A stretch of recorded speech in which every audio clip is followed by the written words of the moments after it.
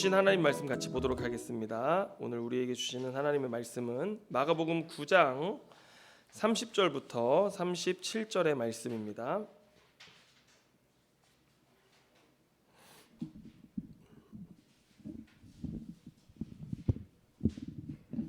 마가복음 9장 30절부터 37절의 말씀을 우리 같이 보도록 하겠습니다. 자, 다 찾으셨으면 아멘 하시기 바랍니다. 자, 우리 한 절씩 교독하도록 하겠습니다. 제가 먼저 읽습니다. 그곳을 떠나 갈릴리 가운데로 지날새 예수께서 아무에게도 알리고자 아니하시니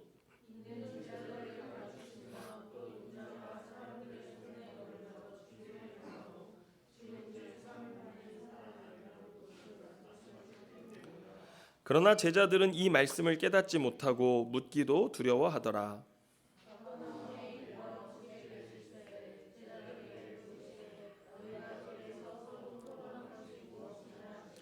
그들이 잠잠하니 이는 길에서 누가 크냐 하고 쟁론하였음이라.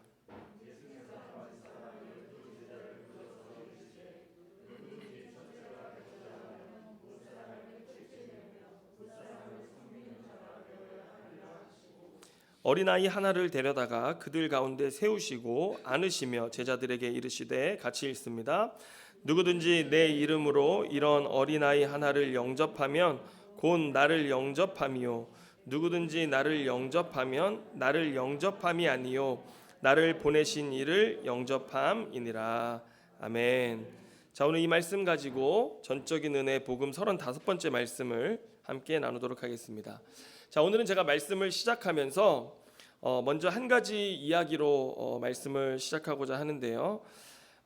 제가 이번 주 금요일 오후에 전에 함께 모교회를 다녔던 여자 집사님 한 분이 카페에 다녀가셨어요. 우연치 않게 들려가지고 이야기를 나누다 가셨는데, 이분은 처녀 때부터 이제 보험회사 이런 영업직으로 있으면서 뭐 굉장한 능력을 인정받아서 뭐 연봉도 엄청나게 받고 있었고, 또 저희 부흥 강사이신 우리 큰어머니 영향 아래서 많은 영적인 체험도 하고 또 참 헌신적인 신앙생활을 해왔습니다.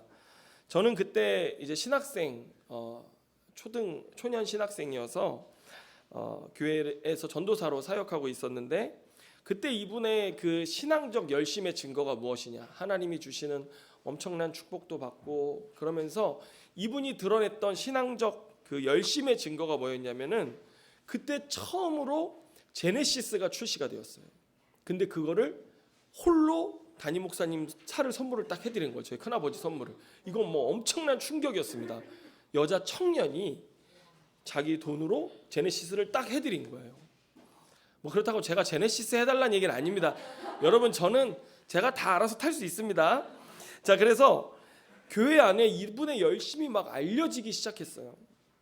그런데 이제 이후에 이분이 또 뭐 결혼을 하고 이러면서 다른 교회로 옮겨서 신앙생활을 하게 되었는데, 제가 이제 나와서 목회를 하면서 모교회 이제 소식을 좀 들어보자 하니, 그때 청년들이었던 그 사람들이 전부 다 이 자매가 다니는 교회로 다 옮겨가 있는 거예요.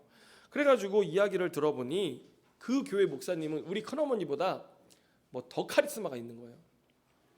그래서 그분들 이 교회 가서 이제 막 사람들의 간증이 막 쏟아지기 시작하는데, 몇 가지 예를 들어보면, 저보다 한 살 어렸던 자매가 있는데, 그 자매가 이제 결혼을 해서 남편하고 사는데, 남편이 이제 일 때문에 당진까지 막 왔다 갔다 하면서 떨어져 지내고 해야 하는 그런 일들을 했어요. 그런데 어느 날 목사님이 이 남편을 딱 부르더니 하시는 말씀이, 내가 보니 당신 이제 곧 인천으로 다시 올라올 것 같습니다. 그리고 5명 딸린 기업을 운영하는 사람이 될 것 같으니 오늘부터 말씀을 읽고 준비하십시오 했는데, 그대로 된 거예요. 진짜 어느 날 갑자기 직장을 인천으로 옮기고 직원이 딱 5명을 데리고 사업을 하게 일을 하게 된 거죠. 그리고 또 이제 이 집사님한테는, 내가 보니까 당신 곧 집 살 것 같아, 딱 그러시는 거예요. 그런데 얼마 지나지 않아 빌라가 하나 나온 거예요. 근데 자기는 지금은 예전 같지 않아서 빌라를 살 수 있는 형편이 안 되는데 이 빌라가 너무 사고 싶은데 갑자기 빌라 이제 매매하는데 가니까 분양하는 사람들이 이거 샀는데 사고 싶으냐? 근데 돈이 없냐? 그러면 내 말대로 해라 해서 사업자를 등록시켜 가지고 사업자 대출을 일으켜서 이 빌라를 또 사게 했다는 거예요. 뭐 이래 됐든 저래 됐든 빚으로 샀든지 어찌 됐든 진짜 집을 사게 된 거잖아요. 뭐 이런 간증이 있고요. 이 사람뿐만 아니라 다른 사람도 어느 날 목사님 불러서 당신은 어린이집에서 사역하셔야 됩니다. 그러면은 성도들이 어린이집으로 직장을 갑자기 바꿔요. 뭐 이렇게 그러면서 복을 받은 증거들이 막 엄청난 거예요. 이 분위기 뭐죠?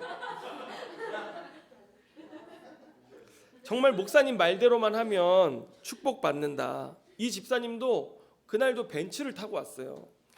그리고 지금도 이제 뭐 여러 가지 다른 일들을 하면서 굉장히 성공하고 또 집안의 남편하고의 이런 아픔도 있었지만 이 목사님 통해서 다 치유받고 회복되고 뭐 이제 그런 이야기를 하면서 이제 그분이 이제 가시면서 아내한테 그렇게 얘기를 했대요. 목사님도 거기 오면은 사역자 과정이 있대요. 그래가지고 목사님도 이 사역자 과정에 딱 참여하시면 앞으로 목회가 그냥 쉬워질 거라고. 그리고 또 그들의 이제 바람이 뭐냐면 이 목사님이 늘 계시는 게 아니잖아요. 그런데 이 목사님의 은사를 자기들이 기도받고 하면은 이어받을 수 있다는 거예요. 그래서 자기도 그런 능력을 가져서 사람들을 위해 기도해주고 이렇게 사람들에 대해서 이렇게 가이드해 줄 수 있는 그런 능력을 갖게 된다고 하는데 제가 이 예화의 이 목적이 이게 아닌데 여러분들 왜 이렇게 눈이 땡그레지셔가지고 제가 그렇게 해드리길 원하세요? 여러분 정말 이런 복 받기 원하십니까? 여러분 근데 문제가 뭐냐면요. 제가 거기 가서 좀 배워가지고 막 목회가 쉬워졌으면 좋으시겠다 그런 마음인 건가요? 근데 여러분 이들도요 자신들이 믿는 바가 복음이라고 강조합니다. 그리고 우리는 복음 안에서 이와 같은 축복을 누린다라고 이야기를 하는데 저는 오늘 이 본문을 보면서 그 생각이 들었어요. 여러분 오늘 예수님은 복음에 대해서 무엇라고 말씀하시는가? 우리 31절 말씀을 한번 같이 보도록 하겠습니다. 같이 읽습니다. 시작. 이는 제자들을 가르치시며 또 인자가 사람들의 손에 넘겨져 죽임을 당하고 죽은 지 3일 만에 살아나리라는 것을 말씀하셨기 때문이더라. 예수님은 우리가 지난번에 배웠던 8장 이제 31절에서 첫 번째 순환 예고, 자신이 십자가에 달려 죽으실 것을 예고하신 뒤로부터 이제 예수님의 사역 방향은 완전히 바뀝니다. 어디를 향해 가게 되냐면 예루살렘을 향해서 가기 시작합니다. 그래서 지금부터 보는 말씀들을 보면요, 다 도상에서 예수님이 하시는 말씀이시고 가르치시는 것들이에요. 어디를 향하고 있는 거예요? 예루살렘 향해서 가는데 여러분 예수님이 예루살렘 가셔서 맞이하실 결과는 무엇이었습니까? 정말 그리스도로서 예루살렘의 왕으로 좌정하사 온 세상을 다스리는 그런 영광스러운 왕이셨습니까? 아니면 십자가에 달리시는 것이었습니까? 십자가였습니다. 그런데 예수님은 자기가 예루살렘에 가면 십자가에 달려 죽으실 것을 알매도 불구하고 어떻게 하셨어요? 그 길을 가셨다라는 것입니다.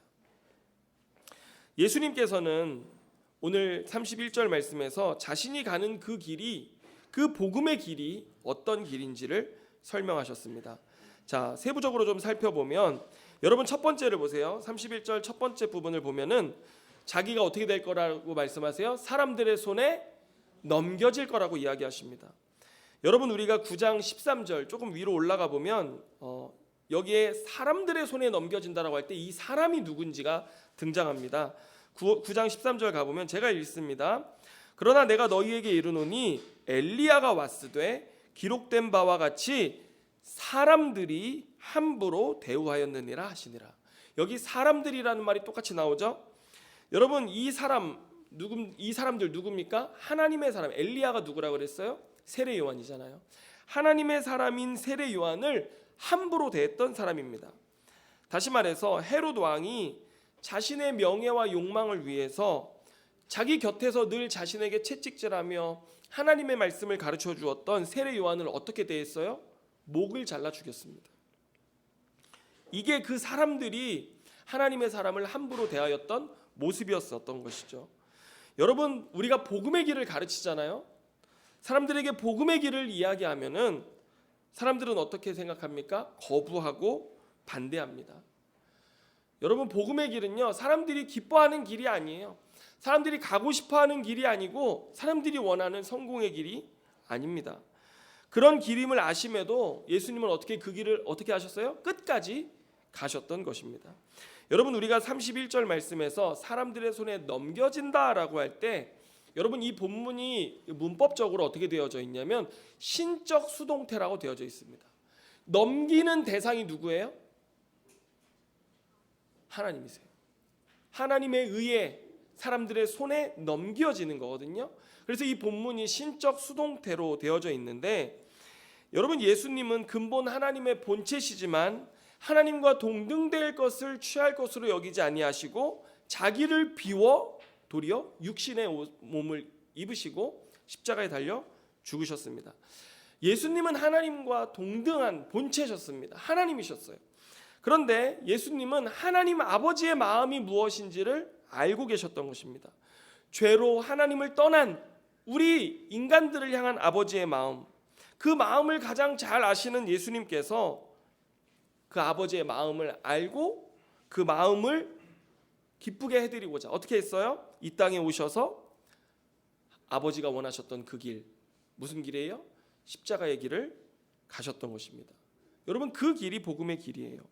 이 길은 내가 가고자 해서 갈 수 있는 길이 아닙니다.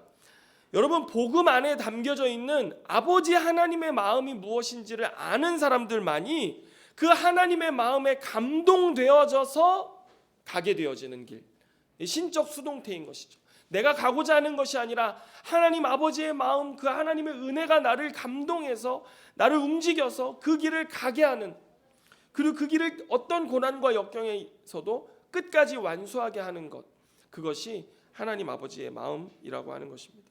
그래서 여러분, 이런 길을 가는 건요, 복음의 은혜로 인해서만 갈 수 있는 거예요. 그리고 누가 뭐라 해서 가는 게 아니라 내가 기꺼이 가는 길입니다. 아멘입니까? 예.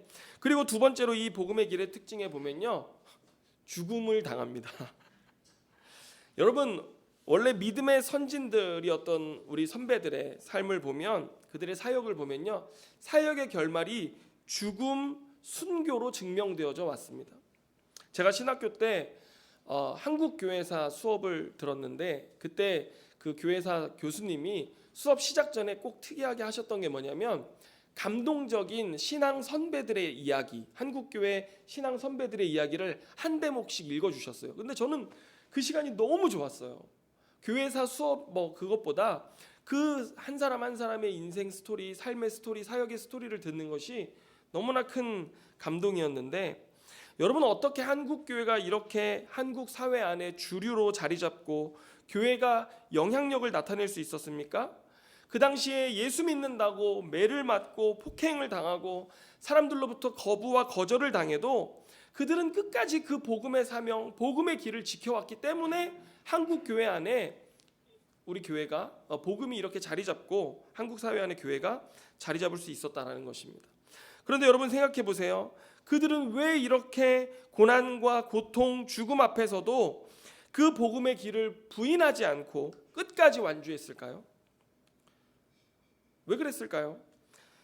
여러분, 그들이 알았던 복음은 무엇이냐면 예수님이 오늘 몸소 가셨던 이 복음의 길이었고요, 예수님께서 몸소 삶으로, 몸으로 본을 보이신 그러한 삶이었기 때문에 자기들도 마땅히 그 복음을 알고 예수 그리스도와 같은 삶을 사는 것이 응당, 은혜라는 것을 알고 영광이라는 것을 깨달았기 때문에 그들은 기꺼이 그 길을 갔던 것입니다. 할렐루야. 여러분, 언제부터 도대체 복음이 우리가 잘 먹고 잘 살고 성공하고 축복받는 복음이었습니까? 복음은요, 그런 적이 없었습니다. 심지어 여러분, 그 카톨릭 성자인 성 프란시스의 삶을 보면요, 그 당시 성 프란시스가 복음을 깨닫고 나서 했던 첫 번째 일이 뭐냐면요, 엄청나게 부유한 아버지 밑에서 자랐거든요. 그리고 그 아버지의 모든 부를 상속받아 누릴 수 있는 사람이었어요. 그런데도 그가 복음을 깨닫고 한 첫 번째 일은요, 자기가 상속받을 모든 상속권을 포기하고 자기가 누려왔던 모든 부유한 배경을 다 버리고 어떻게 됐어요? 그는 가난한 삶의 길, 심지어 그가 뭐라고 얘기했냐면 나는 앞으로 가난이라는 여인과 결혼하여 살겠다라고 선포하면서 이 가난의 덕을 칭송했습니다. 그는 평생에 탁발수도회, 아무도 하지 않았던, 자신은 그리스도를 따르는 삶을 살기 위해서 조금이라도 편한 삶을 산다 하면요, 그것이 죄로 여겨져서 잘 때는 가시덩굴을 침대에다 다 깔아놓고 그 위에서 잤어요. 내가 조금이라도 편하게 자면은 그것이 그리스도에 대한 죄가 된다라고 생각해서 가시를 깔고 자고요. 그날따라 이 밥을 구걸해서 먹고 살았는데 밥에 고기가 들어있는 거예요. 그러면은요, 재를 한 줌 갖다 뿌려가지고 일부러 먹는 거예요. 왜요? 내가 이 안락함과 편안함에 익숙해질까봐. 그러면서 그 삶 가지고 사랑하고 섬기며 그렇게 수도회를 세워갔었는데, 그 수도에 들어가려고 하면요, 기본 원칙이 뭐였냐면요, 자기가 가진 재산을 다 팔아서 가난한 자들에게 나누어 주고 주를 따를 수 있도록 하는 그런 규칙이 있었습니다. 여러분, 왜 그랬을까요? 도대체 그들은 도대체 예수 그리스도를 알고 따른다는 게 무엇이었길래 그들의 예수 믿는 삶의 첫 번째는요, 기꺼이 자신의 모든 부와 명예를 내려놓고 가난한 삶, 고난받는 삶을 택하는 길이었을까요? 여러분, 언제부턴가 복음 안에, 교회 안에 아주 교묘하게 기복신앙, 번영신학이 들어오기 시작했습니다.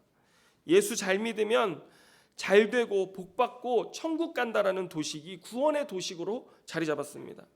교회 안에서는요, 성공이 간증되고 상위 0.1%가 되기 위해서 하나님과 더 친밀해져야 된다라고 하는 왕의 제정이라는 강의가 성행하기 시작했고, 선교해야 복받고, 성전 건축하면 복받고, 헌신하고 봉사하면 복받고, 주일 성수해야 복받고, 뭐만 하면 뒤에 뭐가 따라와요? 복받는 게 따라와요. 왜 그런지 모르겠어요. 어떤 교회는요, 목사님이 거의 부동산 업계의 마이다스의 손이에요. 그래서 목사님이 저길 사세요 하면요, 그 땅값이 올라요. 그 저길 사세요 하면 또 땅값이 올라요. 그래가지고 참 그 목사님의 별명이 이 부동산계의 마이다스의 손처럼 이렇게 이름이 붙을 정도였어요. 목사님 말씀에 순종해서 목사님이 이거 해라 저거 해라 하면은 정말 하나님이 길을 열어주시고 축복해 주시고, 그래서 사람들이 늘 어떻게 해요? 목사님한테 와서 목사님 이 문제 어떻게 해야 될까요? 제가 무슨 부동산을 합니까? 제가 무슨 뭐 건물이 언제 팔릴지, 뭐 세계 경제가 어떻게 변화될지 제가 그걸 어떻게 합니까? 그런데 다 목사님한테 와가지고 기도받고 목사님이 이렇게 해라 하면 하고 저렇게 해라 하면 저렇게 했다고 다 복받았다라는 그런 간증들로만 교회가 가득 차게 되어졌다라는 것입니다. 그래서 마치 교회 다니는 것이 투자하는 것 같아요. 내가 헌신하고 나는 드릴 게 없으니 몸으로 헌신하고 몸으로 봉사하면 하나님이 우리 자녀에 대해 또 손주에 대해 대대로 축복. 이건요, 이 투자해서 얻는 그 퍼센테이지가요, 뭐 단지 몇 배가 아니라요. 여러분, 신명기에 보면 뭐라고 되어 있어요? 자손 1000대, 만대 이르기까지 하나님이 축복해 주신다 그러잖아요. 그러니까요, 이거는 정말 되는 투자입니까? 안 되는 투자입니까? 괜찮은 투자인 거죠. 연 5%만 줘도 저희는 그렇게 저금하려고 노력하는데, 복음이 그런 복음이 되어져 버렸어요. 그래서 이런 분들이 신앙에 더 열심을 내는 거예요. 신앙생활을 얼마나 열심히 하시는지 몰라요. 뭐 1,000번제도 드리고 뭐 건축원금도 드리고 그렇게 열심히 신앙생활하고 예배를 하는데, 그 이유가 뭐예요? 복 받아야 되니까. 그래서 어느 날 교회 안에 왜 하나님 저 사람은 집 주십니까? 나는 주님 앞에 이렇게 헌신했는데 나는 왜 불행한 일만 계속 생기고, 나는 주님 앞에 이렇게 봉사했는데 왜 저 사람은 자식이 잘 되는데, 자식이 좋은 회사 들어가는데 왜 나는 안 됩니까? 막 하나님 원망하기 시작하고요. 그런 신앙생활이 되어져 버리는 것입니다. 여러분, 오늘 우리는 참 복음이 무엇인지를 분별해야 하는 시대를 살고 있습니다. 여러분, 참 슬프지 않습니까?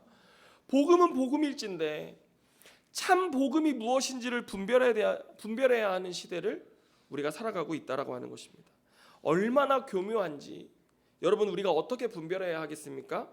오늘 본문이 말해주는 것처럼 여러분, 세상이 말하는 복음, 이 복이 번영신학이, 기복신앙이 틈탄 복음은요, 높아지고 커지고 부해지라고 합니다.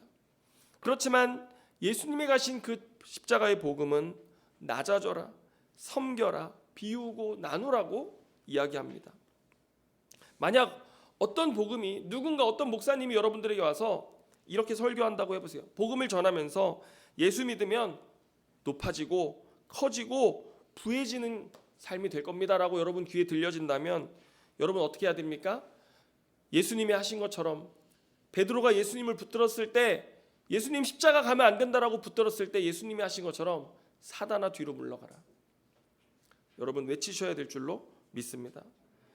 저는 당장에 여러분들에게 모든 재산을 팔아 가난한 자와 나누고 주를 따르라고 이 말씀을 드리는 것이 아닙니다.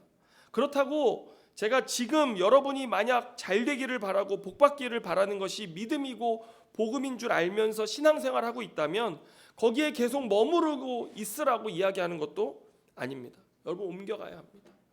우리가 하나씩 변화하기 시작해야 합니다.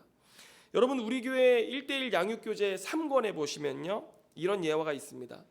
그 랄프 목사님, 그 양육교재 저자이신 랄프 목사님이 베트남에 선교사로 갔는데 거기에 이름 없는 형제라고 하는 신부가 사역하고 있었어요.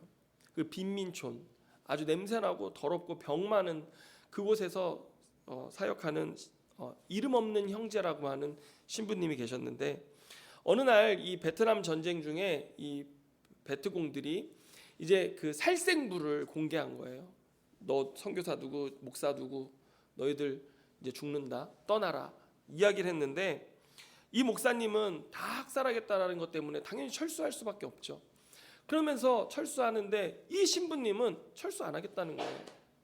그래서 왜 철수를 안 하냐 그랬더니, 자기는 이들과 함께 이들이 얼마나 하나님의 사랑을 받기에 합당한 존재인지를 알려주는 그 일을 위해서 자신은 하나님이 부르셨기 때문에 나는 여기에 남아있겠다라고 했다라는 거예요.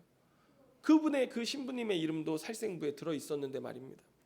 그분은 심지어 프랑스 소르본 대학을 나오고 박사학위까지 가지고 있고 뭐 큰 성당에서까지 사역을 했던 그런 신부님이었음에도 불구하고 어느 날 하나님이 자기를 부르시는 그 부르심의 음성을 듣고 이 베트남 빈민촌으로 와서 그 사람들을 도우며 살았고, 이 신부님의 삶의 정말 기쁨이 뭐였냐면 히브리어 시편을 베트남어로 번역해서 매일 밤 8시면은 그 시편을 그 사람들하고 찬양했던 그 삶이 너무나 기쁘고 감사해서 그런 삶을 살기로 결단했다라고 하는 것입니다. 그때 이 랄프 목사님은 그 신부를 회상하면서 이런 이야기를 했습니다. 그는 순교당하기 전에 이미 죽어 있었습니다. 그는 자신에 대해 죽었고 야망에 대해서 죽었고 자신의 명성에 대해서 죽었습니다. 다만 그는 그리스도 안에서 교제하며 살고 있었습니다. 이렇게 이야기를 했습니다. 여러분, 제가 당장에 여러분의 모든 재산을 다 팔아 가난한 자에게 나눠주고 주를 따르라고 하는 것이 아니라, 오늘 여러분의 삶에 이 잘못된 복음, 번영신학의 복음, 이런 기복신앙의 복음, 여러분 이것이 예수 믿는 삶의 이유라고 생각하고 살아오셨다면 여러분 이제 우리는 죽어야 합니다. 뭐에 죽어야 합니까? 나 자신에 대해서 죽어야 합니다. 자기를 부인하고 내 야망에 대해서, 나의 삶의 안정에 대해서, 나의 삶의 명성에 대해서, 내가 부해지고 높아지는 모든 것에 대해서 나는 죽어야 됩니다. 우리가 부유할 수 있어요. 하지만 우리는 죽은 자일 수 있습니다. 그리고 죽은 자여야 합니다. 그래서 우리의 삶은 누구와의 관계 속에 살고 있어야 돼요? 오직 우리의 주인 되신 예수 그리스도와의 관계 안에서 살고 있어야 한다는 것입니다. 복음은 갈라디아 2장 20절에서 이렇게 말씀합니다. 내가 그리스도와 함께 십자가에 못 박혀 죽었나니. 여러분, 우리는 예수 믿을 때 어떻게 되는 겁니까? 죽은 자여야 합니다. 이미 그리스도와 함께 십자가에 못 박혀 죽은 자입니다. 그런즉 이제는 내가 사는 것이 아니요 오직 내 안에 그리스도께서 사신 것이라. 이제 내가 육체 가운데 사는 것은 나를 사랑하사 나를 위하여 자기 자신을 버리신 예수 그리스도를 믿는 믿음 안에서 사는 것이다. 여러분, 복음이 이것이라고 갈라디아서는 고백하고 있는 것입니다. 여러분, 믿는다는 게 무엇입니까? 나를 사랑하셔서 나를 위해 자신을 버리신 그분의 삶을 나도 사는 것이다. 여러분, 이것이 복음인 줄로 믿으시길 바랍니다. 여러분, 예수님은 세 번째 복음의 길의 특징으로 뭘 말씀하셨어요? 3일 만에 살아날 것이다 라고 말씀하셨습니다. 예수님은 이 땅에서 우리가 죽음을 살고 십자가를 지는 삶을 살아갈 때 그것이 끝이 아니라 부활이 있음을 말씀하셨습니다. 예수님도 무엇을 보고 이 길을 가셨습니까? 부활을 보시고 이 길을, 순종의 길, 이 길을 끝까지 가셨던 것입니다. 여러분, 우리가 3권 양육할 때 같이 고백하던 그 구문이 있는데, 에콰도르 인디언에게 복음을 전하러 갔다가 순교한 짐 엘리엇의 기록입니다. 그는 뭐라고 자신의 삶에 고백했냐면, 영원한 것을 얻기 위해 영원할 수 없는 것을 버리는 자는 바보가 아니다, 이렇게 얘기했습니다. 여러분, 한번 따라해 보시겠습니까? 영원한 것을 얻기 위해 영원할 수 없는 것을 버리는 사람은 바보가 아니다. 그런 자세는 안 됩니다, 여러분. 이런 거 얘기하면요, 카톡 프로필을 바꾸셔야 됩니다. 영원한 것을 얻기 위해 영원할 수 없는 것을 버리는 것은 바보가 아니다. 여러분, 그런 자세로 들으셔야 됩니다. 여러분, 맞아요. 우리가 매일의 삶에서 내가 예수 그리스도를 믿은 뒤로 내 삶에 훈련하고 또 내가 살아가야 할 그 삶의 내용은 영원할 수 없는 것을 하나씩 버리는 것입니다. 그리고 영원의 삶을 하나씩 선택하는 삶을 살아가기 시작해야 됩니다. 여러분, 그게 제자 훈련이에요. 목사님 말 잘 듣는 게 제자 훈련이 아닙니다. 여러분, 제자 훈련이 목사님한테 순종 잘하는 사람 만드는 것이 돼버렸어요. 여러분, 제자 훈련은요, 그게 아니에요. 영원할 수 없는 것을 버리는 삶의 훈련, 영원을 택하는 삶의 훈련을 하기 시작하는 것이 제자 훈련이에요. 여러분, 하나님이 여러분의 삶에 그 은혜를 깨닫게 하실 때마다 하나씩 버리세요. 내가 죽어야지, 여기서 죽어야지. 또 영원한 것을 위해서 내가 할 수 있는 일이 있다면, 여러분의 삶에 내가 영원을 위해서 하나님이 나에게 이 일을 할 수 있게 하신다면 나 이 일을 하고 싶다라고 생각되는 것이 있다면, 거기에 나의 시간을 할애하고 재정을 할애하고 내 육신의 그 삶을 들여서 하나씩 감당하시기를 바랍니다. 여러분, 제가 그렇다고 다 교회 봉사하라는 게 아닙니다. 이런 얘기하면요, 성도들이 다 교회 봉사하라는 줄 알고 교회 헌금하라고 하는 줄 알고, 그 절대 아닙니다. 여러분, 우리가 살아가야 할 곳은 어디입니까? 세상이에요, 세상. 여러분의 삶의 자리, 일터에서 내가 할 수 있는 일이 무엇인지, 영원의 삶을 살아가는 일이 무엇인지, 여러분 그거 하시라는 겁니다. 그리고 여러분, 한 가지만, 여러분들이 만약에 이 일을 하되 교회 안에서 하고자 하신다면 한 가지만 하시기 바랍니다. 그게 뭐예요? 우리 성도들을 향해서 하는 것입니다.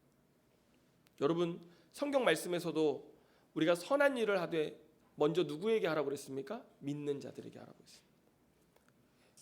여러분의 사랑을, 여러분의 영혼의 삶을, 여러분의 삶의 시간과 재정과 몸을 투입하고 싶은 것이 있으시다면 교회 안에서요, 그러면 성도 사랑하는 일에 하십시오.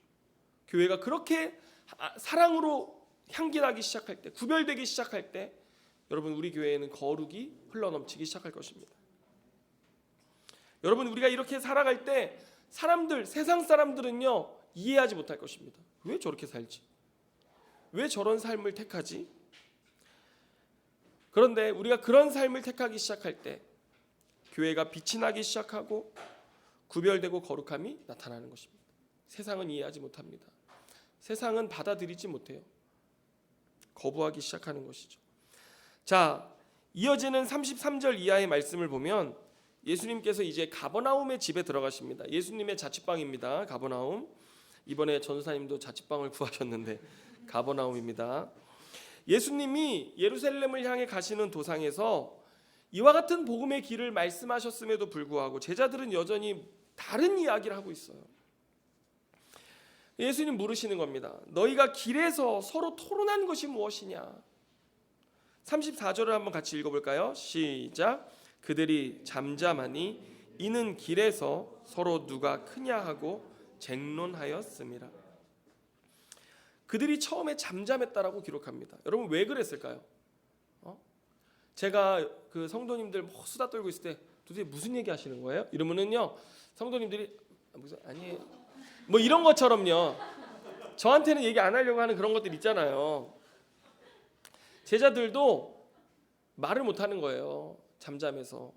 왜 그랬냐면 자신들이 생각했던 지금 삶의 길, 자신들이 토론하고 쟁론했던 이 삶의 길과 예수님이 우리에게 말씀하셨던 길이 다르다라는 것을 제자들이 깨닫기 시작한 것입니다. 제자들의 삶에 변화가 일어났습니다. 이제. 그래서 쭈뼛쭈뼛 대답하지 못하고 있었는데 여러분 그들이 뭐에 대해서 얘기했어요? 누가 더 높으냐? 여기에 대해서 얘기하고 있었던 것입니다. 여러분 당시 유대인들의 신앙을 살펴보면 이것이 어떤 의미인지 우리가 알 수 있는데 좀 더 분명하게 알 수 있어요. 당시 유대인들은 하나님 앞에 합당한 자일수록 하나님 앞에 의를 행하고 구제를 행하고 하나님이 원하시는 선을 행할수록 하나님과 더 가까운 자리에 앉게 될 거다. 장차 하나님 나라에 갔을 때 하나님 보좌에서 앉는 순서가 정해져 있다라고 생각했어요. 그래서 자기들의 그 쿰란 공동체의 그 공동체 규율이라는 책을 보면은 하나님 앞에 하나님 뜻에 순종한 사람일수록 그 나라에 들어갈 때 행렬이 있는데 행렬의 제일 앞자리에 서는 거예요. 그리고 순종 안 한 사람일수록 이제 뒤로 가는 거죠. 예. 참 그리고 하나님 나라에서 예배하고 잔치할 때에도 여러분 그 로마 시대 때는 항상 이렇게 누워서 밥을 먹고 했잖아요. 그런 것처럼 예수님 누워 있으면 그 옆에 순서대로 이렇게 누워서 밥을 먹는다라고 생각한 거예요. 예. 우리나라에도 여러분 이런 신앙이 있는 거 아세요? 한국 기독교인들도 이런 신앙을 이야기해요. 천국 가면요 장로님이 서빙을 한대요. 그래가지고 성도님들이 목사님 어디 가셨냐고 그러면 어디 가셨어요? 배달하러 가셨대요. 하도 대접을 받아가지고 목사님들이 세상에 있을 때는 천국 갔더니 장로님들이 서빙하고 목사님은 짜장면 배달하러 가셨다는 이거 여러분 엄청나게 유명한 예화인데 모르시네요. 한국에도 이런 게 있어요. 그래서 하나님 뜻대로 살아야지 천국 가서 대접받고 뭐 이런 신앙이 있는데 당시 유대인들도 제사장이 제일 높은 자리, 레위인이 그 다음 자리, 그 다음 나머지 유대인들이 신앙의 그 순서대로 쭉 앉는다라고 생각했는데 여러분 이 유대인들도 한 가지 가장 높은 자리에 앉을 사람이 누군지 그들이 알고 있었거든요. 그게 누구냐면 순교자들이었어요. 순교자들은 하나님 앞에 제일 가까운 자리에 앉을 거다 이렇게 믿었어요. 지금 제자들은 예수님이 예루살렘을 향해 가시잖아요. 예루살렘 어디에 왕의 도성이잖아요. 예수님이 그 왕의 도성을 향해 가시는데 이제 메시아로 등극하실 때가 멀지 않았구나. 그러니까 예수님이 가르치시는 게 있긴 하지만 자기들끼리는 뭔 얘기하는 거예요? 야, 우리 중에 누가 제일 큰 자리, 높은 자리 누가 앉을까? 지금 그 얘기를 하고 있었어요. 여러분 맞죠? 예수님이 예루살렘에 가시면 왕으로 등극하실 거예요. 근데 예수님이 왕으로 등극하시는 그 보좌는 어디였냐면 바로 십자가였습니다. 왕좌가 아니었습니다. 예수님은 십자가에서 죽으시고 부활하심으로 온 열방의 왕이요 주로 등극하셨다는 것을 여러분 믿으시기를 바랍니다. 여러분 그래서 복음이 뭔지 아십니까? 예수님이 십자가에서 죽으시고 부활하심으로 온 세상의 주로 인정되셨다라고 하는 것, 그것이 복음의 핵심 내용입니다. 우리는 누굴 따르는 거예요? 그 주를 따르는 백성들이라고 하는 것입니다. 여러분 그런데 장차 예수님이 십자가에 달리셨을 때 제자들 어떻게 했어요? 예수님 버려두고 다 도망갔습니다. 왜요? 그들이 생각했던, 그들이 예상했던 결과와 너무나 달랐기 때문인 것입니다. 여러분 장차 우리도 만약 이 땅에서 잘못된 복음을 알고 신앙생활하다가 정말 아버지께서 영광 가운데 거룩한 천사들과 이 땅에 오셨을 때 주님 우리를 향해서 내가 너를 도무지 알지 못한다라고 말씀하실 수 있다는 것 여러분 기억하시기를 바랍니다. 우리가 복음을 올바로 분별하고 알아야 하는 이유가 바로 이것입니다. 예수님께서는 분명히 말씀하셨습니다. 35절을 같이 읽어보겠습니다. 시작. 누구든지 자기 목숨을 예수님이 분명히 말씀하셨는데 8장 35절 읽습니다. 시작. 누구든지 자기 목숨을 구원하고자 하면 잃을 것이요 누구든지 나와 복음을 위하여 자기 목숨을 잃으면 구원하리라. 아멘. 여러분, 예수님은요, 너희들 세상에서 나를 따를 때 더 높은 자리, 더 높은 지위 이거 바라며 너희들 살아야 할 것이 아니라 주와 복음을 위해서 목숨을 잃는 자기 부인의 삶을 살아야 된다라고 주님 제자들에게 분명히 말씀하셨어요. 오늘 본문에서 예수님은 자기 목숨을 버리고 자기를 부인하는 삶이 무엇인지를 말씀하셨는데 9장 35절로 이제 가보시면 주님 이렇게 말씀하세요. 예수께서 앉으사 12 제자를 불러 이르시되, 여러분 이렇게 부르셨어요. 예수님이. 이건 뭐냐면요, 그 우리 신명기 6장에 보시면 쉐마 들으라 이렇게 말씀하시잖아요. 아버지가 자녀들을 불러놓고 앉혀가지고 말하듯이 오늘 예수님 말씀하시는 거예요. 불러서 중요한 얘기를 하신다라는 거예요. 뭐라고 하시냐면 누구든지 첫째가 되고자 하면 뭇 사람의 끝이 되며 뭇 사람을 섬기는 자가 되어야 하리라 하시고, 여러분 하나님 나라에서 첫 번째 자리에 앉고 싶으십니까? 그러면 모든 사람을 섬기는 자가 되어야 합니다. 여기서 이 섬긴다라고 하는 것은 굉장히 흔한 말이었어요. 너무나 누구나 잘 아는 디아코노스라고 하는 말이었는데, 여러분 이거는요 종도 아니고 노예도 아닙니다. 대가를 받는 직원도 아니고 제사장과 같은 직임을 말하는 것도 아닙니다. 당시 문화를 이해하면 여러분 잘 알 수 있는데, 여러분 철학자 플라톤이 이 디아코노스라는 단어를 이 섬기는 자라는 말을 이야기하면서 뭐라고 했냐면, 사람이 누군가를 섬겨야 한다면 어찌 행복할 수 있단 말인가 이렇게 얘기했어요.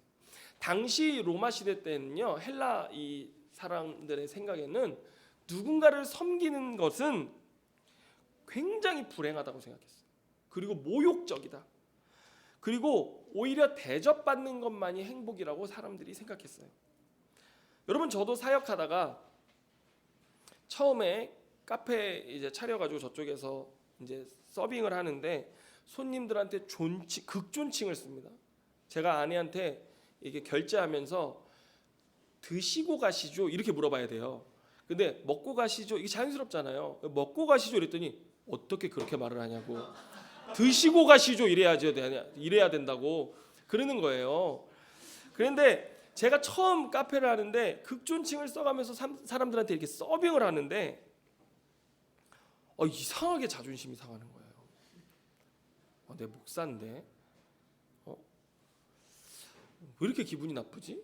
막 속이 너무 상하고 막 마음이 뒤틀리는 거예요. 그래서 제가 그때 깨달았어요. 내가 너무 사역자로서 대접만 받고 살았구나. 대접받는데 너무 익숙하구나. 그 깨달았어요. 지난주에 저희가 성경 공부를 하는데 송나온 집사님이 버스에서 진상 승객을 만났는데 얼마나 모욕적인 행동을 해가지고 이 마음에 큰 상처를 입으신 거예요. 정말 나온 집사님이 그렇게 큰 상처를 입은 모습 처음 봤어요. 그런데 여러분 당시 사람들에게 섬기는 자가 되라고 하면요 그런 느낌인 거예요. 너무 기분 나쁜 거 있죠. 그런데 주님 뭐라고 하십니까? 천국에서 하나님 나라에서 첫 번째가 되고자 하느냐? 모든 사람을 섬기는 자가 되라고 하시는 거예요. 여러분 이게 굉장히 기분 나쁜 말입니다. 그러면서 주님은 자신을 뭐라고 명명하세요? 우리가 장차 배울 마가복음 10장 45절에 보면 인자가 온 것은 섬김을 받으려 함이 아니라 도리어 섬기려 하고 자기 목숨을 많은 사람의 대속물로 주려 함이니라. 여러분 주님의 길은 섬기는 것 정도가 아니에요. 뭐예요?